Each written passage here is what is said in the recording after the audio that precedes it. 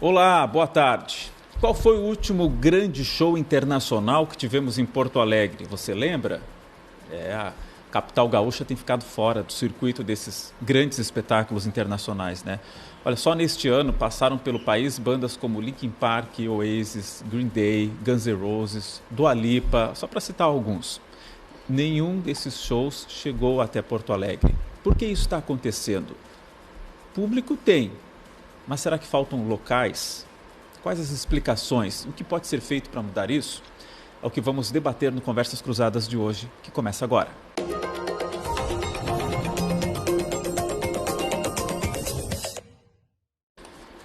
É sexta-feira, 24 de outubro de 2025. Sejam todos bem-vindos. Agora são 5 horas e 29 minutos. Estamos ao vivo no site de GZH, no YouTube de GZH. Participa, manda o seu comentário aí no chat e curte a transmissão aqui também deste programa. Lembrando que você pode também ouvir no Spotify, né? O Conversas Cruzadas está lá. Assim que termina a transmissão ao vivo, você procura o Conversas Cruzadas e nos siga lá também no Spotify. É uma sexta-feira quente, abafada em Porto Alegre, região metropolitana.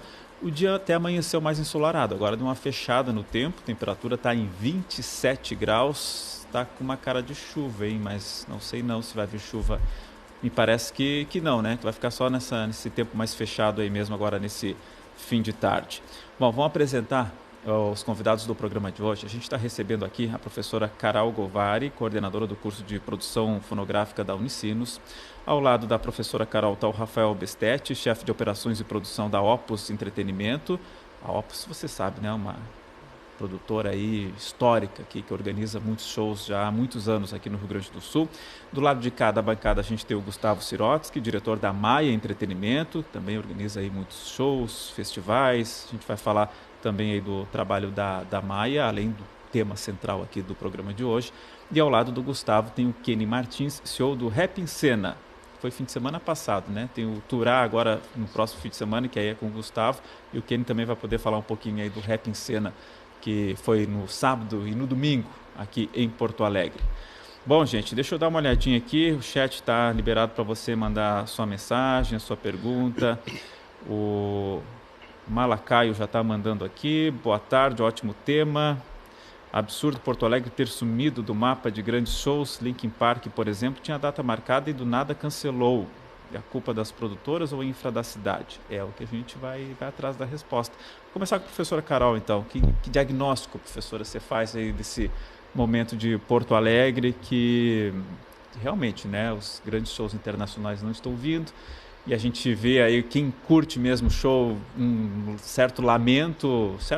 lamento de verdade, né, das pessoas que às vezes ele vem até Curitiba e não termina de descer, né? Ou São Paulo, ou Brasília, Florianópolis, e não chega em Porto Alegre. Por que isso está acontecendo? Dá um resumo, assim, uma ideia inicial, e aí a gente vai aprofundando ao longo do debate. Professora, boa tarde, muito obrigado pela presença. Boa tarde, Léo. Eu que agradeço o convite, fiquei muito feliz para ser convidada para trocar uma ideia, estar aqui com o Rafa, com o Gustavo, com o Kenny. E, assim, além de ser coordenadora do curso de produção fonográfica da Unicinos, eu sou jornalista musical, né? Então, talvez as minhas personas aqui, elas se confundam, tá?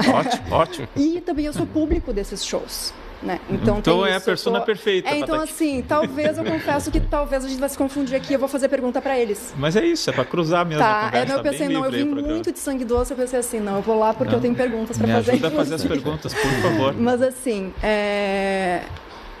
ok, shows internacionais, né? Tudo bem, a gente tem tem uma coisa que a gente tem em Porto Alegre, é público para shows, né? Eu trabalho eu tô do dia a dia com o público, como eu falei, eu sou público de shows também, mas os meus alunos, né? Eu vejo os meus alunos comentando, inclusive essa foi uma pergunta que eu trouxe para eles, né? Por que vocês acham? A gente tá num curso de produção fonográfica, mas eles também, e eles se deslocam, por exemplo, tem show em Floripa, eles vão, tem show em Curitiba, eles vão, tem show em São Paulo, eles vão, eles fazem esse movimento, tipo, Taylor Swift. Ou, sei lá, próprio Oasis, compraram ingresso, né? Então, assim, a gente tem esse público, mas a gente não tem visto, talvez, isso eu vou querer ouvir, né, do Gustavo, do Kenny, Rafael, a questão de espaços, orçamentos, né, porque shows internacionais também são extremamente custosos, né, espaços que recebam esses shows em Porto Alegre, né, porque se a gente pensar o custo de passagem, equipe, infraestrutura para isso, né? Tem que ter patrocínio para isso. Então, assim, Porto Alegre, eu realmente não lembro qual foi o último grande show internacional, mas eu fico pensando que talvez, eu não sei se saiu necessariamente da rota, ou se a gente vem numa baixada até talvez sociopolítica, né? Incentivos públicos, políticos, de colocar a cidade de volta numa rota cultural maior, com maior possibilidade de turismo, inclusive, para as pessoas virem para Porto Alegre, tipo, beleza, tem show lá, vou aproveitar o final de semana e vou passar em Porto Alegre. O que tem mais na cidade para eu fazer, além desse show internacional? Né? Será que eu consigo... Ok, vou dar uma volta na Redenção, mas quais são as outras atividades culturais? Então, não acho que é não me parece ser um problema das produtoras, porque eu conheço muitas produtoras que trabalham muito, o tempo inteiro, com cultura, né? Mas tem que ver também uma questão da cidade, como é que a cidade está preparada para receber esses shows, para trabalhar com essas produtoras, né? A questão de uma logística, de uma parceria público-privada, né? Então, assim, eu acho que talvez a gente pode começar pensando nessa parceria mesmo, como é que a cidade está pensando isso, né? Para receber o público, as bandas, né? Fazer esse diálogo com o setor privado, as produtoras também. Muito bem. E é isso que a gente vai buscar nesse programa hoje aqui, tentar entender realmente o que está acontecendo, né? A professora Carol colocou aqui uma espinha dorsal assim, para a gente agora abordar esses pontos especificamente. Rafael Bestetti, vamos lá. É teu diagnóstico sobre isso. Boa tarde, muito obrigado pela presença. A gente estava comentando aqui, o Rafael por 25 anos foi colega aqui de RBS e agora está na Opus. Nos dê um diagnóstico aí, Rafael. Bom te ver, bom te ter aqui. Bom te ver, Léo. Voltar a casa, né? Sempre bom ser bem recebido, né? na RBS. Aí, prazer estar dividindo bancada com pessoas que transitam no nosso meio, complementam o nosso meio, evoluem o nosso meio, né? E principalmente aqui em Porto Alegre, onde a Opus já está aí há quase 50 anos fazendo história no sul do país e aí expandindo para o mercado. Mas é muito orgulho a gente conseguir trazer coisas para o Rio Grande do Sul. Meu diagnóstico, Léo, vai muito em composições de situações, não é um único fator. Se eu pudesse dizer que tem um predominante, né, que é a gente hoje em Porto Alegre, a gente está caminhando para um desenvolvimento de venues ou de locais de eventos para 10 mil, 15 mil, 20 mil pessoas, para fugir um pouco dos nossos estádios, né? A gente ainda é carente desses equipamentos. Tá, vamos lá então, vamos falar dos espaços. A gente tem 2 estádios gigantescos, enormes, lindos, né? O Beira-Rio e a Arena. Inclusive, olha, poucas cidades no mundo têm 2 grandes estádios como a gente tem. E, de forma muito paradoxal, a gente não consegue ter, porque a cultura do futebol muito Nesse caso, forte. A gente é refém aqui, nós, produtores, a gente é refém do sucesso dos times. Sim. Eles priorizam o calendário do futebol, que é uma decisão estratégica deles. E o outro ponto é que eles também estão em muitas competições. Então, as janelas de oportunidades que a gente tem para alocação, elas são menores. Somado a isso, né, que já tem uma oferta menor, a gente nos últimos 10 anos, se a gente vê pré-pandemia, os artistas brasileiros não faziam shows de grandes estádios, eram poucos que tinham a capacidade. E hoje tem essa concorrência, né? A gente viu Gilberto Gil, Caetano, a gente viu os sertanejos muito fortes, as labels que a gente fala, que é o Tardezinha, a Ludmilla, também concorrendo com essas janelas. Então tu soma lá uma demanda pequena de oferta dessas janelas e com uma concorrência alta, o artista nacional ele consegue compor a tour dele nacionalmente, porque ele tem flexibilidade. Não dá no Rio Grande do Sul em março, dá em outubro, ele consegue compor isso. O internacional, ele tem uma janela muito pequena, ou é naquela data, ou é naquela data. Tu não tem muito como for, tu tem uma janela de uma semana, talvez, 15 dias no Brasil, e tu tem que fechar a tour dele. Sim. E aí, se não tem nós aqui com o sucesso dos nossos clubes, que apesar não estão ganhando títulos, mas estão avançando, sucesso semifinal, entre aspas, né? Sucesso porque acaba a gente jogando muitas competições mesmo. É isso, muitas competições. Então joga a Copa do Brasil, joga a Libertadores, joga Sul-Americano, Brasileiro e tudo. Então as janelas são muito curtas para nós. E aí, quando a gente tenta trazer alguma coisa, a gente não fecha. Em outras cidades tem venues ou locais que os clubes não só priorizam o futebol, mas também a cultura, o entretenimento, ou locais que sejam dedicados somente para o entretenimento. Então, a gente tem uma cultura. Mas olhando para o futuro, para os próximos 2 anos, a gente tem aí lançamentos de locais que vão ter capacidade para 10, 15 mil pessoas, que é a arena que vai nascer ali no aeroporto, a reforma do Gigantinho. Fala melhor dessa arena do aeroporto, o que é essa arena do aeroporto? É uma arena que está sendo aí por alguns empresários gaúchos que estão montando uma arena no espaço que é interno do aeroporto. Interno do aeroporto? Isso, para março do ano que vem. A proposta deles... Tem a casa de shows ali na frente do aeroporto, né? Não, mas é na parte de trás.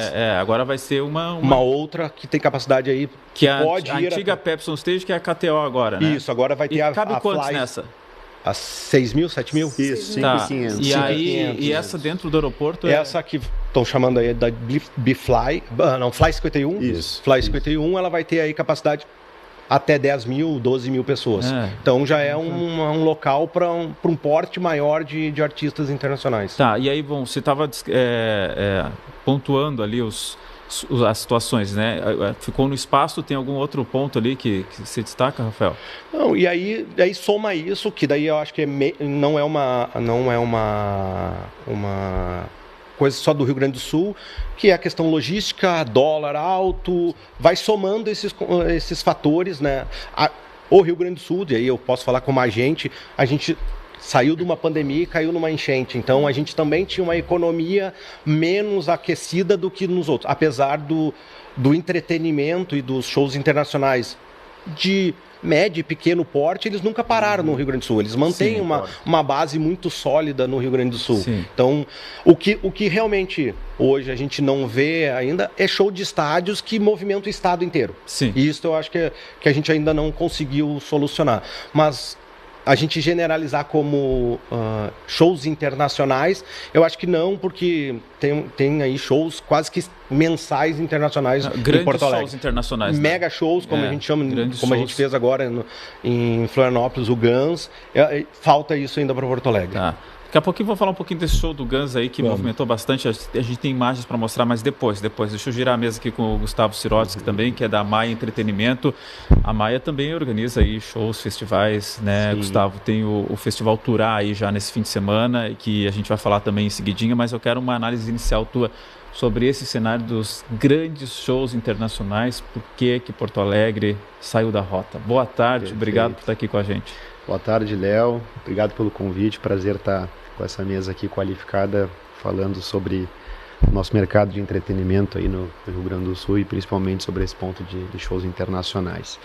Eu acho que a Carol e o Berstetti abordaram muito bem o tema, assim, sobre esses aspectos, assim, e eu concordo bastante relacionado à parte dos estádios, primeiramente falando, assim, que são equipamentos que têm preferência ao futebol do que atividades não futebol, né? E aí a gente acaba enquanto promotores, né, de shows internacionais e, enfim, festivais que possam ter conteúdos internacionais que possam ser aplicados a estádios, muito reféns de, por exemplo, uma data FIFA, né, que é uma janela que acaba sendo muito curta e ao mesmo tempo muito concorrida, né? Então a gente enfrenta assim esse desafio, mas eu acho legal e interessante a gente pegar um aspecto histórico até de anos 90 ou início de 2000, que Porto Alegre geograficamente era observado de maneira muito positiva por estar perto de Chile, de Argentina, porque nenhuma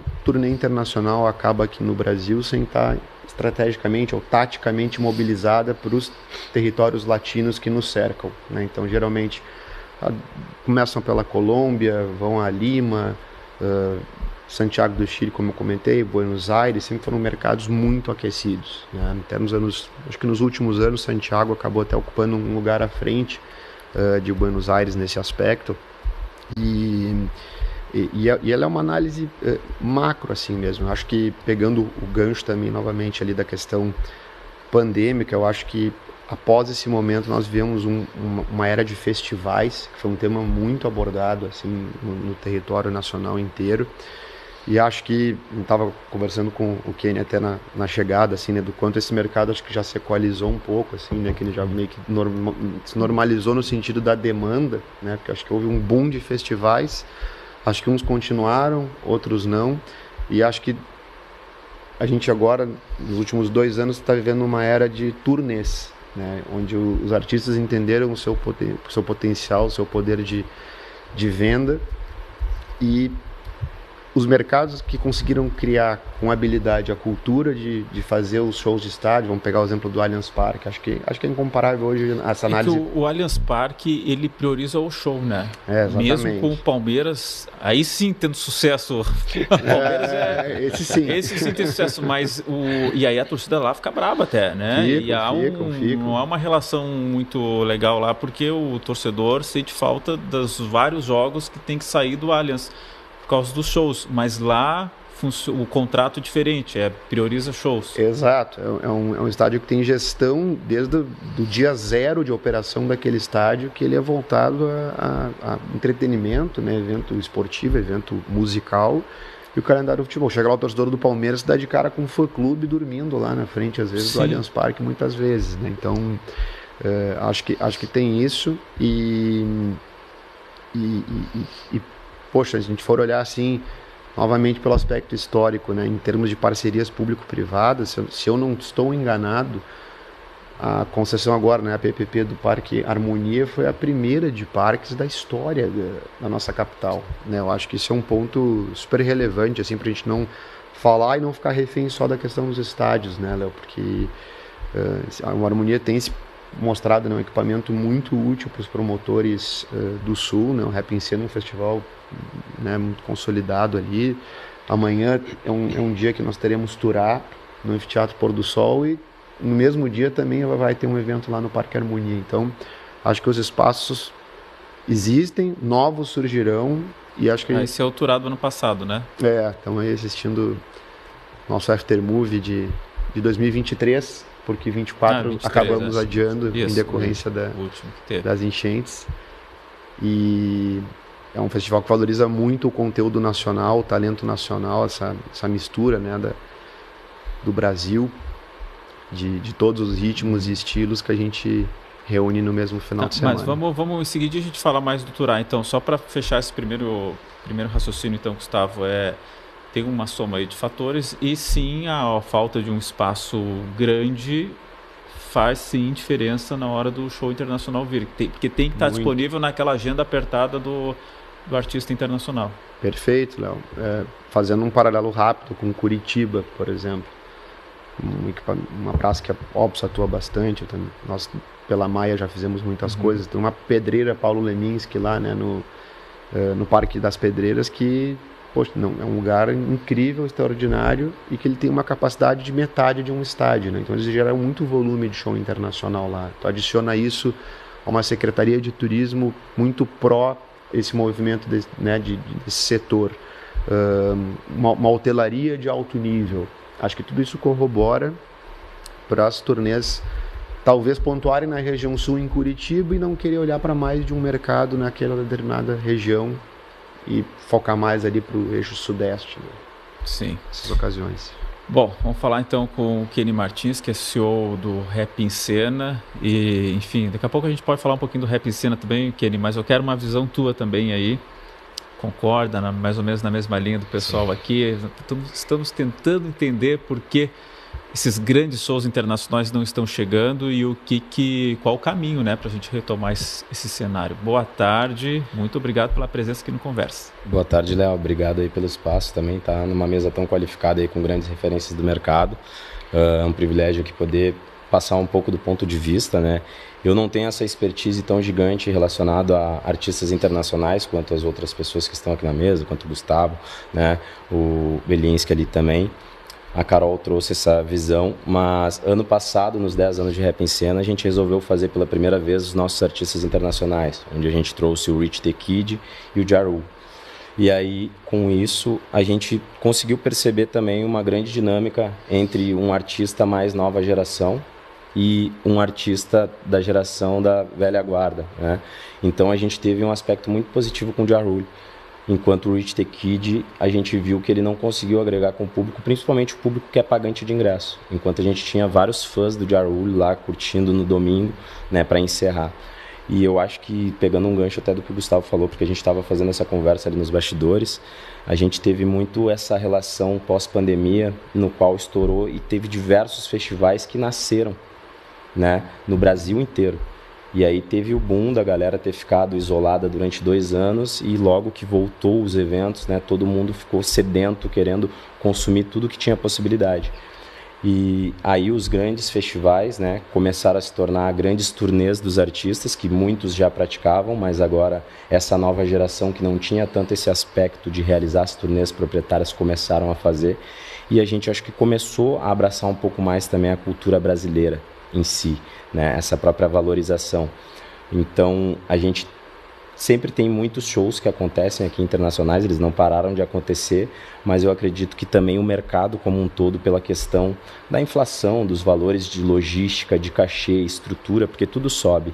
E ao mesmo tempo a gente não consegue acompanhar com o valor do ingresso, que por muitas vezes é uma renda financeira que é significativa para a gente conseguir colocar um evento. Mas aí tem o show em Curitiba com ingresso caro, com a infra cara também, e aqui não tem.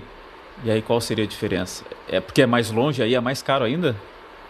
Olha, pode-se dizer, eu não sei, não posso falar porque eu não tenho dados, né, relacionados de Curitiba e de outros estados, aí daqui a pouco o nosso colega pode nos ajudar aqui também com essas informações. Chega até ali e aí não desce em Porto Alegre. Exatamente, e aqui a gente acaba tendo menos essa relação. Não sei explicar o motivo exato, mas eu acho que a relação está diretamente também ao poder aquisitivo e à compra do público gaúcho. Que a gente, como foi falado e citado anteriormente, a gente veio de uma pandemia, a gente sofreu uma enchente. Inicialmente parece que a enchente ela não fez um buraco tão grande, mas a gente está sentindo agora ao longo prazo. Então a gente, né, em relacionado até ao próprio Rap em Cena, a gente teve uma redução na venda de ingressos significativa comparada aos outros anos, como a gente performou em 2023, performou em 2024, mesmo com a enchente que aconteceu e mesmo com artistas internacionais. Por exemplo, 2023 a gente vendeu mais ingressos do que 2024, que nós tínhamos os artistas internacionais. Mas acho que isso daí vai muito do momento econômico em que a gente vive e principalmente do nosso público gaúcho que foi afetado diretamente com isso. E desencorajou muitos produtores que também antes iam lá, conseguiam grandes investimentos e agora estão com o pé um pouquinho mais no freio, entendendo o momento para não tomar aí grandes prejuízos dentro do mercado, né? Que a gente... Então, acaba muito que quando tem esse circuito que vem um artista que já está em São Paulo, vai vir em várias outras cidades, ele acaba decidindo se faz Floripa ou se vai fazer Rio Grande do Sul. Eu acho que isso também acaba influenciando hoje numa decisão. Será que eu desço um pouquinho mais ou se eu me mantenho em Santa Catarina e consigo ficar no meio termo e garantir um sucesso do que ir para lá e arriscar e talvez... Né? Então, esse é um pouco da minha visão. Temos 2 pontos interessantes aí. Um que é bem óbvio, que é a falta de um espaço amplo disponível para aquela data apertada do artista internacional. E outro, essa questão econômica aí. Realmente, então, o pós-enchente ainda causa reflexos econômicos, tanto de forma global, na economia de Porto Alegre, do Rio Grande do Sul, mas no bolso das pessoas mesmo. A ponto de que, daqui a pouco, o produtor pense em ser um risco vir para cá. E aí, já, para evitar o risco, também não vem. Fica lá em Floripa, fica em Curitiba, fica em São Paulo. Eu acho que tem esse aspecto aí da economia, acho que tem um segundo viés, que daí é do nosso lado como produtores, que pós-pandemia o nosso mercado foi o primeiro que entrou e o último que saiu. E os nossos custos subiram absurdamente, como falou, e além disso, a mão de obra ela ficou muito mais escassa, porque muitos produtores, muitas pessoas que trabalhavam com eventos não conseguiram se sustentar por 2 anos em pandemia, tiveram que migrar para outras áreas e por lá ficaram. Então hoje, para nós que ficamos voando shows o Brasil inteiro, é quase que as mesmas equipes de profissionais que prestam serviço em São Paulo, em Rio, em Cuiabá, porque a escassez... Antigamente a gente pegava equipes locais, muito locais, e aí por ter demanda eles se sustentavam aqui e podiam ficar aqui, Santa Catarina, e hoje eles transitam muito mais e eu acho que é menos pela qualificação, só pela qualificação, mas muito mais pela escassez de colaboradores ou de pessoas específicas, de mão de obra específica. Então Então, além do custo, teve a questão do custo que aumentou muito. Acho que muitas empresas do nosso setor sofreram e algumas quebraram mesmo, de fato. Então, teve quase que uma seleção natural aí pelo lado econômico. Com isso, não tem menos oferta, tanto de estrutura, de mão de obra e coisa, e elevou o nosso custo. Então tem um potencial aí, um ponto de risco, que aí somado ao lado do bolso, do ingresso, fica mais complicado de arriscar. E aí é muito caso a caso, acho que tem muito caso a caso. Tem bandas que tu consegue circular e tu vai ter público.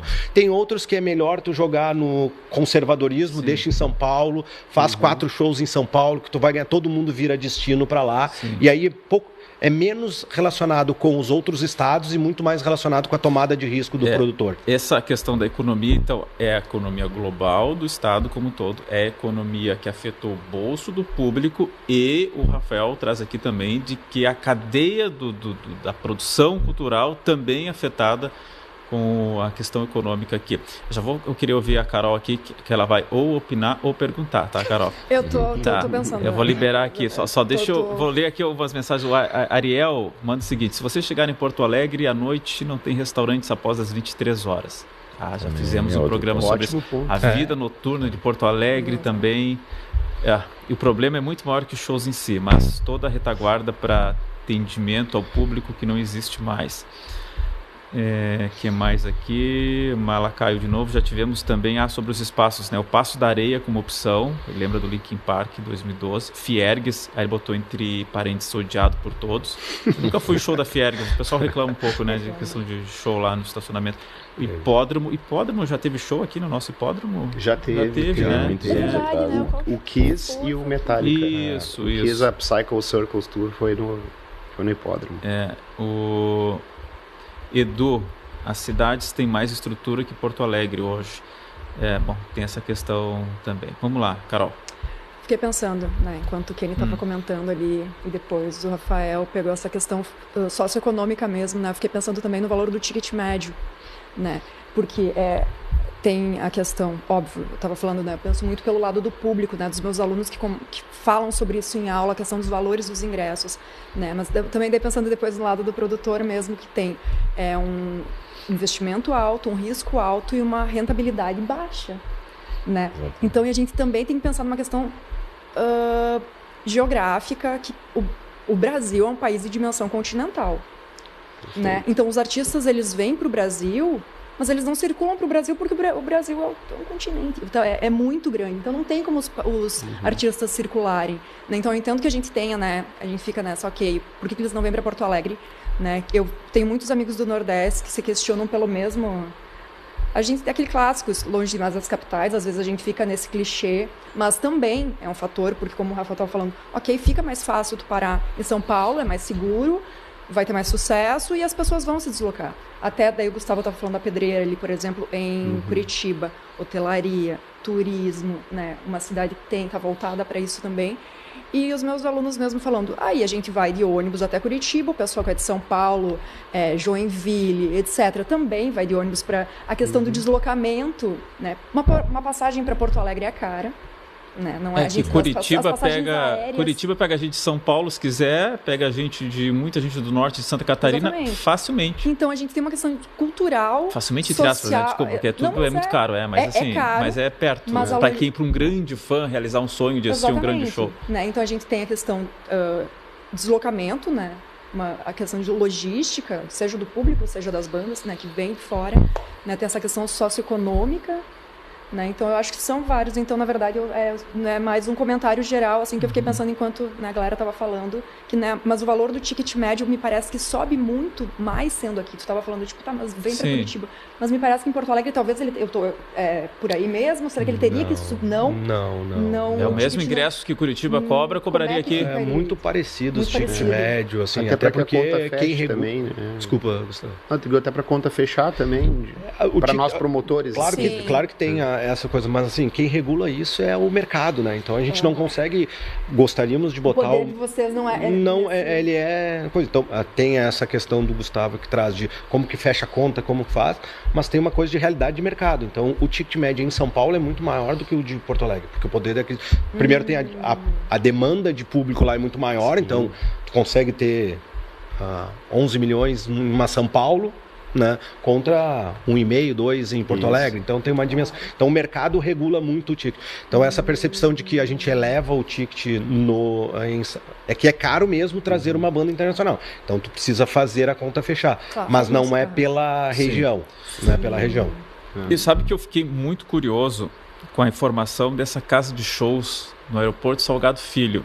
Eu confesso que eu não estava muito por dentro desse assunto.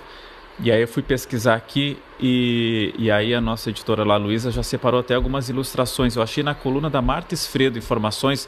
Quero trazer aqui esses dados também, porque para mim é uma novidade. Eu confesso que não estava por dentro. Se a Luísa puder botar a imagem aí da ilustração, olha que bonito, gente. E a manchete da Marta Esfredo é a seguinte, ela explica quem está por trás da arena de eventos de 35 milhões de reais em Porto Alegre. Aí ela traz as informações aqui que será um dos maiores complexos de eventos do Brasil. Esse texto da Marta é de julho, tá? De alguns meses atrás. E aí tinha a previsão de inaugurar em março do ano que vem. Não sei se está mantida essa data ainda. Será a Fly 51, com cerca de 27 mil metros quadrados de área total, investimento de 35 milhões de reais. A estrutura, como foi falado aqui, será construída dentro da área do Aeroporto Internacional Salgado Filho, que há anos planeja ocupar parte do terreno. É um terreno de concessão da Fraport, né? A ambição dos empreendedores é nada menos do que mudar o cenário do entretenimento na região sul. Olha aí, quem sabe aí esteja abrindo iniciando um capítulo importante para retomar isso que a gente vem falando, dessa ausência desses grandes shows internacionais. O projeto é do grupo TE2 Hospitality, ou TI2, não sei, né? Em sociedade com o grupo GV, GDO Produções e Grupo Prime, resultado de negociação de quase 3 anos. O projeto teve apoio da atual administração pública de Porto Alegre, deve receber desde grandes shows a festas de médio porte, passando por eventos corporativos, culturais e sociais. Conforme o empreendedor, fatores estratégicos determinaram o investimento, densidade populacional, com cerca de 4 milhões de habitantes, PIB per capita de mais de 60 mil reais, na Grande Porto Alegre, considerando, né, não só a capital gaúcha, mas toda a Grande Porto Alegre. Considerando mobilidade urbana, demanda reprimida por grandes eventos, que é exatamente isso que a gente está falando aqui. Então aqui, como será a Fly 51? Capacidade modulável de 2.000 a cerca de 15 mil pessoas em ocasiões especiais. Área coberta de 6 mil metros quadrados, estacionamento para até 400 carros, praça de alimentação, 400 banheiros, áreas VIP. Aí segue com todo o detalhamento aqui. Tá, essa projeção de 15 mil pessoas, dá para trazer um grande show já internacional? Eu acredito que sim, Léo. E falando sobre a questão de equipamento, acho que tanto a Fly 51 quanto o Gigantinho, que comentamos aqui no início, para a gente também olhar o copo meio cheio, né? Me parece o passo correto para o momento que a gente está e óbvio, né, é de valorizar sempre a coragem dos empreendedores, né, e que isso, né, vai movimentar a nossa economia criativa e vai trazer essas turnês para cá. Então acho que são capacidades que realmente pode girar mais esse motor, né? Acho melhor, às vezes, a gente está num lugar hoje olhando shows internacionais acontecendo mais em equipamentos de 5.500 pessoas, 3.000 pessoas, dar o passo para 10 mil, 15 mil, do que já montar, daqui a pouco, se pensar numa arena de 40, 50 mil, né? Então, eu acredito que pode fomentar bastante assim, essa questão. Sobre essa nova arena, alguém mais tem mais informações? Opinião? Não, essa é o que a gente tem. Novidade. A data de inauguração tá mesmo, até onde eu fiquei sabendo é março mesmo. É o que eu soube também. As informações que tu leu. Assim. E acho que também vai possibilitar isso para nós, a questão que a gente fala, né? Por exemplo, hoje um dos principais espaços que está recebendo eventos ali, o Turá está no anfiteatro, mas a gente está falando de Parque Harmonia. Ali a gente precisa montar uma cidade e desmontar a cidade toda vez que vai realizar um evento. A gente só tem o piso, né? A gente tem o chão e a partir disso a gente tem que construir tudo do zero. Eu acho que a Fly 51... ainda com o tempo, né? Exatamente, contando com o tempo. Então, acho que a Fly, com essa cobertura, com essa estrutura, possibilita e ajuda muito, sim, a fomentar e também a reduzir bastante o impacto, né, dos custos que se tem para produzir um evento, minimizando aí os riscos de todos os produtores. Né? E a reforma do Gigantinho, vocês estão de olho também? Nós, como Opus, quanto mais locais a gente tiver com capacidade para a gente poder girar a economia do Rio Grande do Sul, a gente é uma empresa gaúcha, né? E aí estão completando 50 anos, eu tive a felicidade de participar de 50 anos da RBS, estava aqui, e agora nos 50 anos da Opus. Aliás, aquela festa de 50 anos da RBS que faz um tempo já, eu nem lembro que ano que foi, Rafael. Putz... Tá com 65, 15 anos atrás. 15 anos, foi uma festa impressionante. Marcou a memória dos colaboradores até hoje. Então, espero que a gente faça essa mesma. Estamos preparando uma festa tão grande quanto. Não localizada, mas a Opus, como opera o Brasil inteiro, ela vai ser um ano de comemorações de 50 anos distribuído ao longo do ano que vem todo, com grandes. E esperamos trazer para Porto Alegre. Né? Aí aproveitando, a gente é muito otimista quanto a Porto Alegre. A gente acredita em Porto Alegre, a gente acredita que tem público, a gente acredita que tem marcas que querem investir aqui. Os desafios desse mercado não são simples, né? E não é simples no Rio Grande do Sul, em São Paulo, cada um com as suas facilidades ou peculiaridades, mas não é simples. Mas a gente acredita no mercado do Sul, e aí, no entanto, que a gente montou um departamento agora, e reestruturamos um departamento na Opus, onde a gente fala diretamente com as agências para fazer as tours internacionais. Então a gente está montando tours internacionais, e a Opus acredita muito em diversificar os locais ou levar cultura para todos os locais. Então não é mais só levar para São Paulo, não é mais só para São Paulo, a gente tem 3 casas lá, é a nossa principal operação, mas a gente quer rodar, a gente tem Nordeste, a gente tem Santa Catarina, a gente tem Rio Grande do Sul, a gente quer rodar esses conteúdos, seja nacionais ou internacionais, por todo. E tendo agora equipamentos que possam suprir isso, para nós é fabuloso. A gente está falando muito, e é a pauta principal do programa aqui, desses grandes shows internacionais, que é a lacuna que deixa muita gente angustiada aqui em Porto Alegre de não ter.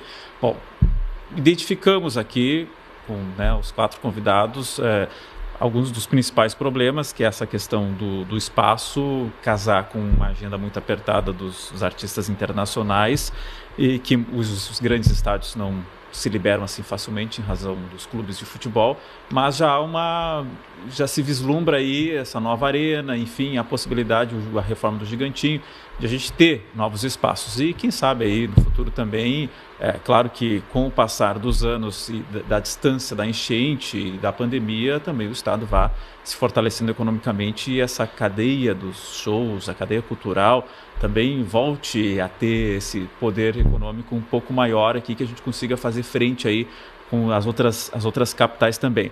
Só que isso não quer dizer que aqui não tenha shows. Pelo contrário, a gente tem muitos shows nacionais, festivais, shows internacionais menores. A gente teve fim de semana passado o Rap em Cena, por exemplo, só para citar, né, Kenny? Fala um pouquinho como é que foi o Rap em Cena aqui em Porto Alegre. A gente acabou superando um pouco das expectativas, a gente estava aguardando aí um público entre 15 e 18 mil pessoas. O primeiro dia de Rap em Cena a gente fechou com 19 mil, no segundo dia foram 21 mil pessoas, né? Como eu te disse, a gente vem de um cenário de um ano que a gente colocou os artistas internacionais para fazer uma comemoração de 10 anos do Rap em Cena, e aí esse ano a gente não trouxe nenhum artista internacional, o que também para o público enfraqueceu a questão do line, né, nesse sentido. E por que não trouxeram? Porque na realidade foi uma comemoração especial e pelos custos de o que é trazer uma atração internacional. Estava caro mesmo. Exatamente. Então, pontualmente foi para comemorar os 10 anos de Rap em Cena. Não é a intenção que a gente traga. Porventura pode ser que em algum momento a gente volte, trazer novamente outros artistas. Mas a princípio o nosso foco é com os artistas nacionais. O pessoal chiou muito, reclamou ou não? Reclamou do line. Pô, de um ano tu está com 2 artistas internacionais, no outro não. Precisa levar a régua lá e depois o pessoal... Exatamente. Mas eu acho que é essa adaptação, a gente conseguiu deixar o festival de uma forma mais compacta, né? A gente está vendo essas imagens desse ano aí, né? Esse aí foi o agora, do fim de semana. Esse daí foi de agora, exatamente, semana passada. Esse ano a gente deixou o festival um pouco mais compacto, então todos os outros anos a gente realizou ele com 3 palcos. Esse ano a gente teve focou no palco principal, que foi um aspecto muito positivo para o público, né? Que precisava ficar trocando a atenção entre um artista e outro, porque o nosso line-up sempre foi muito corrido e tudo acontecendo simultaneamente, porque além dos palcos a gente tem uma Vila Olímpica com 7 modalidades de esporte, a gente tem uma feira multiempreendedorismo, né, com diversos empreendedores que participam da feira. Então teve um segundo que foi a ativação, que foi a Budweiser, que trabalha aí com a gente, vem acreditando, né, co-realizando o festival há mais de 5 anos e possibilitou aí um segundo ambiente com DJs que participaram e fizeram acontecer um segundo palco. Então foi bem positivo, a gente estava com uma expectativa um pouco abaixo, conseguiu se surpreender.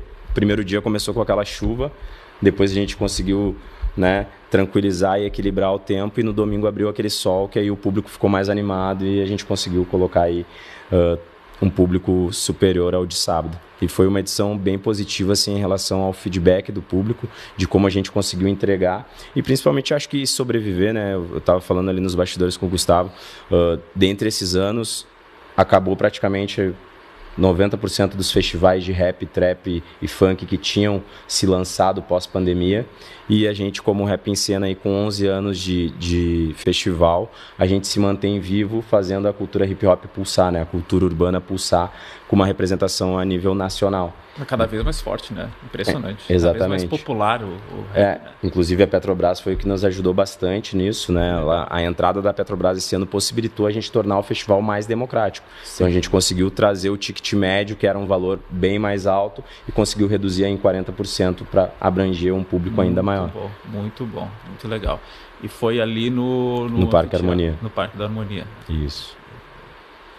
Legal. E deu para montar uma estrutura bacana ali, né? Sim, não, a gente conseguiu fazer uma estrutura. A gente investiu esse ano mais em telão, né? Então teve bastante telão de LED nos festivais. Os outros anos a gente trabalhou uma cenografia mais temática dentro do aspecto do que é o envelopamento do festival, e esse ano funcionou também porque nos outros anos as marcas não tinham feito ativações dentro do evento, de fato, com espaço. Então teve o espaço Petrobras, teve o palco Bud, o Bud Beach Lounge. Né? O Planeta Atlântida tem isso, né? Essas ativações. Exatamente. Aliás, o Planeta Atlântida, que é o maior festival do sul do país, aí a 30 e 31 de janeiro, né? Foram anunciadas as datas, 30 e 31 de janeiro. Planeta Atlântida especial, né? De 30 anos do Planeta Atlântida. Então, assim, festival, tem show, tem... tem os grandes internacionais que vai voltar. Em seguida nós vamos ter uns Coldplay de novo vindo aí, né? Os grandes shows. Mas vamos lá, Gustavo, fala um pouquinho do Turá, então, que é agora, amanhã, sábado, domingo, fim de semana. Teve sair do Rap em Cena, já teve o Turá na sequência. Enquanto você fala, a gente vai rodar do último, que foi em 23, né? Perfeito, foi em 2023. A gente está muito feliz de estar voltando com o Turá para Porto Alegre, assim, e eu gosto sempre de falar de qual foi a inspiração para fazer o festival, era porque a gente entendia que a maioria desses conteúdos, né, de música brasileira, esses artistas, vamos lá, de brasilidade, vinham a Porto Alegre e acabavam se apresentando em Venice Indoor, né, ou seja, teatros, auditórios, e a gente proporcionar isso num lugar emblemático como o Anfiteatro Pôr do Sol, ao ar livre, reunir toda essa mistura lá, entendíamos que existia essa demanda reprimida aqui, lembrando que esse festival já acontecia em São Paulo, no Parque Ibirapuera, então já existia um termômetro, né, de como ele performava tão bem lá, e acho que Porto Alegre abraçou muito bem o festival. E por outro lado, né, e acho que é o risco de todos aqui na mesa, assim, o quanto nós estamos dispostos assim a coisas que não estão no nosso controle, né? Então a questão das enchentes que aconteceram, né? A gente teve praticamente quase a execução de 2 festivais para realmente realizar um, né? Então, em termos de planilha, orçamento, foi um desafio muito grande, né? Mas reforço o quanto a gente está feliz e confiante. A gente está mantendo 75% do line-up original anunciado em 2024, apenas o Djavan e o Lulu Santos. Já fala então de quem serão as atrações aí, pelo que alguns claro, aí, né? Vamos lá, a gente tem Alcione, a gente tem Baiana System, Ultraman, Jingle, Ney Matogrosso, Armandinho, temos também Silva, Mano Brown, Mano Brown, Fresno.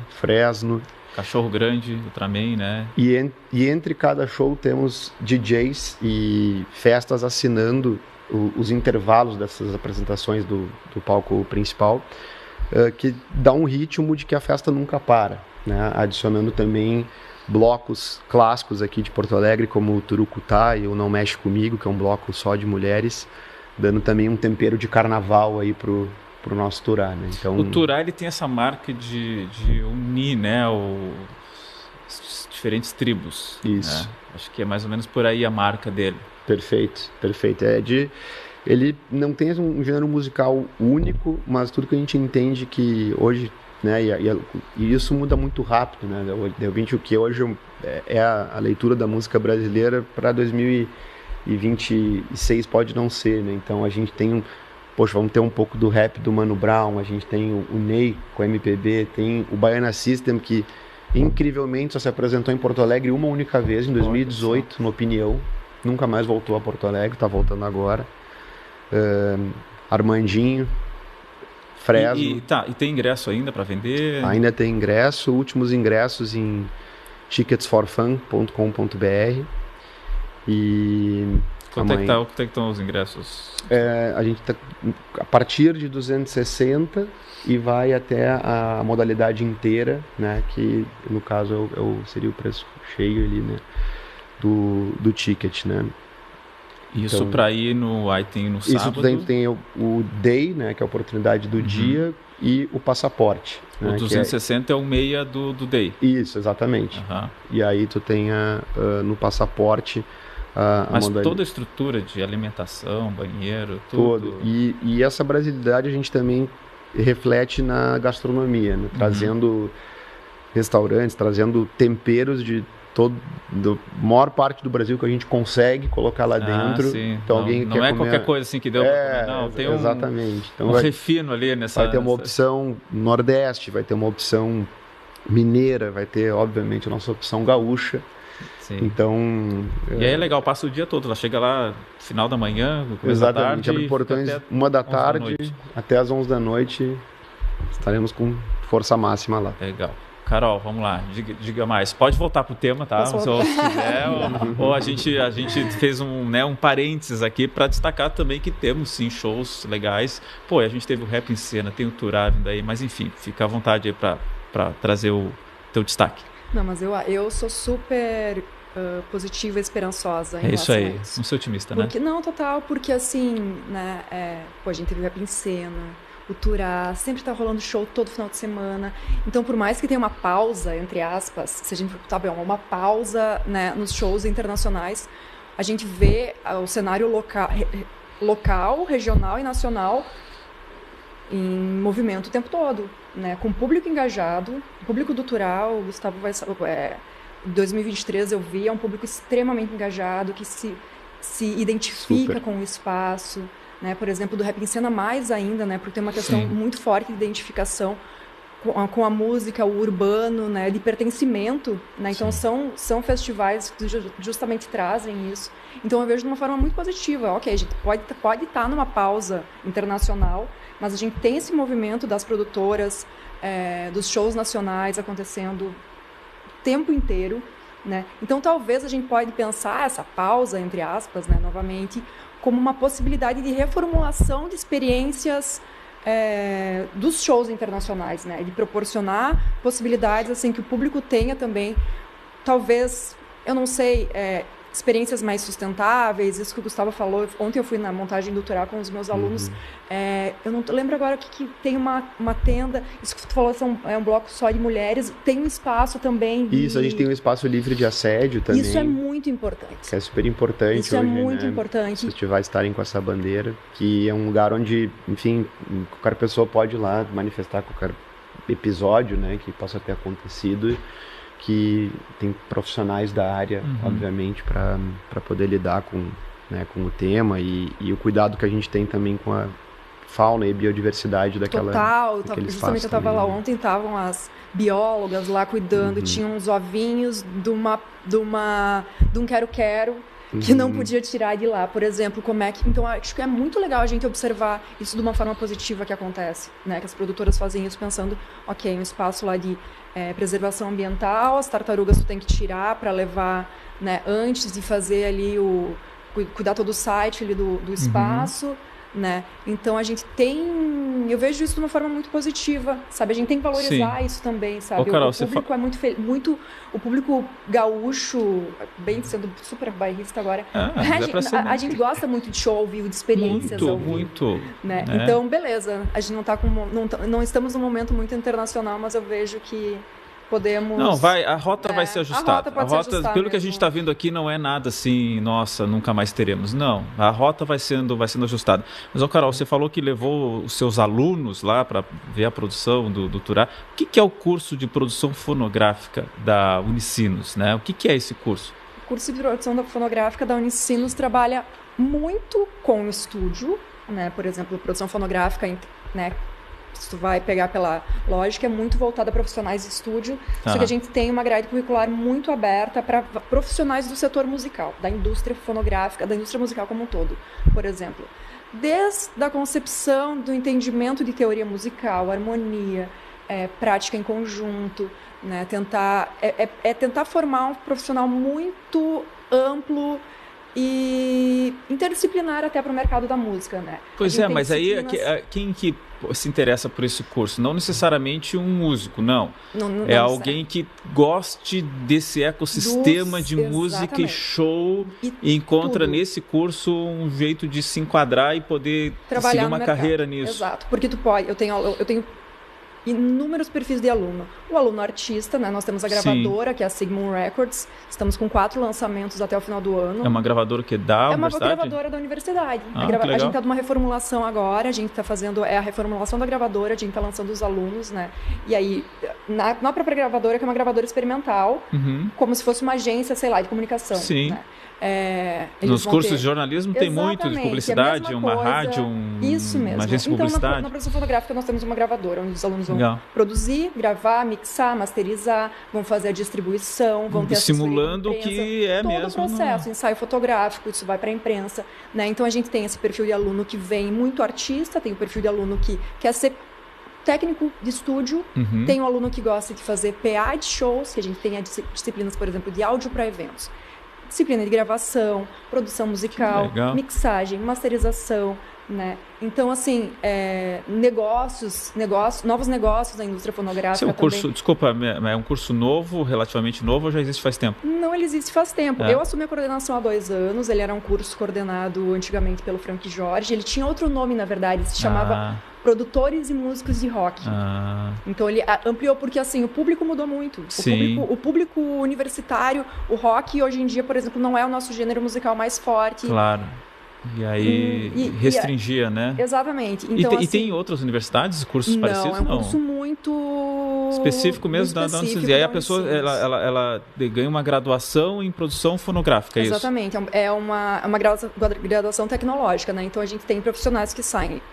Tem uma galera ali que é muito focada, como eu falei, em estúdio. Eu tenho uma galera, muitos alunos extremamente voltados mais para eventos, porque a gente tem disciplinas de festival, inclusive. Pode sair dali algum produtor musical, assim, ou montar uma produtora depois, a partir de uma graduação dessa. Exatamente. Que legal. Uma produtora, abrir uma escola de música, ele pode ir direto. A gente vai fazer, por exemplo, daqui umas 2 semanas vai vir conversar o Duda Halp, que acabou de ser indicado ao Grammy Latino com a Led Luna, por exemplo. Que é essa galera que quer ser mais produtor musical. Mas tem os que querem fazer produção de eventos. Eu tenho aluna que já fez, sei lá... Quer ser o Rafael Bestetti. Exatamente. Eu tenho uma aluna que fez freela, por exemplo, para, sei lá... o aniversário do Inter, para o Manda Brasa, sabe, que é trabalhar nos bastidores de evento, que é ser coordenadora de backstage. Muito legal, porque né? olha, então, o mercado é gigante, o mercado é gigante, né? Gigante, então, muito Rafael legal. Rafael estava falando, eu até estava ouvindo aqui, ele falou assim, né, pô, a enchente, né, a mão de obra, olha só, tem vários alunos... Já anotei. Já anotei. A gente vai falar. Temos vários alunos, assim, porque essa parte de eventos... externa, tipo, fazem freelas, por exemplo, para produtoras. Externa, fazer holds, exatamente, hold. Eles gostam da função. Tem que gostar da função. Bom, acho que tem um monte de mão de obra aí, ó, Rafael e Gustavo e Kenny aí, ó. Os três são de olho aí. Sim, então, né, tem que curtir muito a função. É amar música, basicamente, assim, amar música e cultura, e a gente está no meio fazendo o que aparece. Ó, gente, tá legal demais esse programa aqui, olha, só que a gente vai ter que fazer um minuto final aqui para cada um agora. Vou começar com o Kenny ali, uma última manifestação aí, Kenny. Reitero aqui o agradecimento de estar com a gente nessa tarde. Obrigado. Muito obrigado mais uma vez pelo convite. E até ficou só um ponto rapidinho que eu ia falar, que talvez hoje também a gente não está com tantos artistas internacionais vindo para cá, mas a gente está exportando bastante artista brasileiro para fora, que isso não acontecia, né? Então acho que inverteu um pouco também essa lógica. O mercado brasileiro está sendo valorizado lá fora, e acho que isso é de grande crescimento para nós enquanto indústria, né, musical. Sim. E a valorização que ajuda a potencializar também o mercado que a gente tem aqui. Sim, se fosse um analista econômico falando agora, nossa balança comercial então deu uma invertida, né? Estamos exportando mais que importando, então tem um lado positivo nisso tudo aí, né? Exatamente. Então, agradecer aí, né, estar com profissionais qualificados, fazendo essa troca, aprendendo muito aqui também nessas conversas que a gente tem feito sobre o mercado, e acho que é importante cada vez mais a gente ter essas conversas, né, relacionamento com o mercado, para a gente entender e conseguir sempre se ajudar que possível. Obrigado aí pelo espaço e por poder participar junto do programa. Valeu. Gustavo, obrigado também, e grande festival Turá aí nesse fim de semana. Valeu. Vamos lá. Obrigado pelo convite. Excelente a conversa aí. Tava olhando aqui o relógio quando estava falando, passou rápido voando, mesmo. Né? Quando o papo é bom, passar rápido. A gente começou rápido, um pouquinho antes das 5h30 ainda. Pois é. E assim, eu sou um otimista de natureza. A gente estava conversando aqui, com todos os obstáculos, eu acredito muito no nosso setor gaúcho, seja, né, para a nossa recuperação econômica de maneira geral, para o nosso setor de entretenimento, o que os equipamentos novos vão estar trazendo para a cidade. Acho que a gente não falou até de um ponto das grandes arenas, né, de Grêmio Inter. Acho que o Grêmio está vivendo agora um momento que passa a ter uma nova oportunidade de olhar para isso. E pela gestão. Né, e acho que isso também, claro, não exclui dessa pauta toda a questão econômica e tudo que a gente conversou hoje, mas acho que tem uma nova oportunidade aí para a gestão olhar para esse tema, e acredito demais no nosso estado, e a gente vai estar sempre incentivando aqui. Obrigado. Valeu. Rafael Bestetti, obrigado aí pela presença, e que venham grandes shows aí para a Alps também. E os 50, já estão vivendo os 50 anos ou ainda não? Vamos lá, primeiro agradecer aí a todo mundo. Tá, mas só mesmo os 50 anos. Já estamos planejando. Estão planejando, mas não estão ainda. Maio do ano que vem. Então maio do ano que vem a gente começa, starta as felicidades, as festas e tudo mais. Primeiro agradecer aí pelo papo, foi super bom o convite, voltar a casa e ver os amigos é sempre bom. Eu tô vindo agora do Guns, então eu tô super na veia, aquela adrenalina. Então vamos usar esse teu minuto para soltar as imagens do show do Guns em Floripa, então, enquanto você vai falando isso. Tô nessa adrenalina ainda de ver e ver o quanto esses mega shows movem o estado. Né? A gente fala da economia toda, então desde o ambulante, desde o cara do AIB, do turismo, do hotel, então toda a cadeia lá que a gente viveu em Santa Catarina, a gente acha que tem que proporcionar para Porto Alegre, porque não é só o show, né? Eu acho que a cadeia inteira ganha, e aí tem estudos onde cada real investido ele retorna para a economia, e aí nisso eu sou super otimista como o Gustavo, mas a gente tem oportunidades. Eu acho que tem Porto Alegre dá uma repaginada e uma modernizada nas suas leis para trazer mais. Tem a questão do silêncio, do horário do silêncio, as coisas que precisam ser modernizadas. A gente precisa deixar mais flexível e até mesmo favorável para os produtores trazerem e vir para Porto Alegre. Então, marcas querendo abraçar, então fico feliz quando tem um Turá e Rap em Cena aqui com marcas fortes, abraçando o festival, mostra que essa experiência ao vivo é o que move, tem público, tem tudo. Então, acho que o ecossistema ele é muito produtivo, ele é muito próspero, mas tem ajustes, tem oportunidades para a gente fazer e realmente transformar Porto Alegre de novo, como foi em 2012, 13, 14, que era a rota para a Argentina. Então, todos os grandes shows que vinham para cá tinham que sair.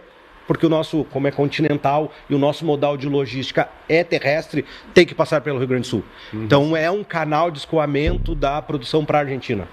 Produtoras também. Então, ou indo ou vindo. Então, nós também, apesar de estarmos no final, a gente está num momento, num ponto muito estratégico de transporte. Então, acho que tem aí uma oportunidade. Acho que o mercado é super promísso, mas tem alguns ajustes, tanto com marcas, com tudo, e com parcerias público-privada, legislações um pouco mais modernas, para a gente poder deixar o ambiente mais favorável ainda. Muito bem. Carol também, da mesma forma, minutinho final aqui, obrigado pela presença. Eu agradeço o convite, Léo, fiquei muito feliz, gosto muito de aprender, conversar, então assim, essa mesa foi muito interessante, passou super rápido mesmo, né? Então assim, realmente só agradecer, concordo com as últimas colocações do Rafael, assim, realmente modernizar isso, deixar a cidade mais atrativa também, a gente tem que pensar, né, que volta um pouquinho para o que eu tinha falado no começo, né, essas iniciativas e tudo, mas eu acho que estamos no momento, o fato da gente estar aqui conversando sobre isso é relevante, né? Então, trazer visibilidade para isso, conversar com gestores que possam vir a pensar, marcas, então é um start, né? Obrigada pela oportunidade. Valeu, gente, muito obrigado, que esse programa humildemente nos ajude aí a tentar entender todo esse cenário, porque há um fato, sim, que é essa ausência dos mega shows internacionais, e que o Rafael até lembrou agora no fim, né, que tem toda a questão econômica, sim, mas um show vindo para cá desse tamanho movimenta também muito a economia toda que há ao redor de um grande show desse. A gente está sentindo falta, vamos ser otimistas, acho que traçamos aqui alguns pontos que podem ser vencidos, acho que a gente vai conseguir em breve, nós vamos ter grandes shows, sim, de novo, aqui na capital gaúcha. Bom, Conversas Cruzadas vai ficando por aqui, agradecendo a todos que assistiram aqui nesse fim de tarde de sexta-feira, muito obrigado. O programa fica disponível, gravado para assistir a hora que quiser, tanto no Spotify quanto também aqui no YouTube. Bom fim de semana a todos, até segunda-feira. Tchau, tchau.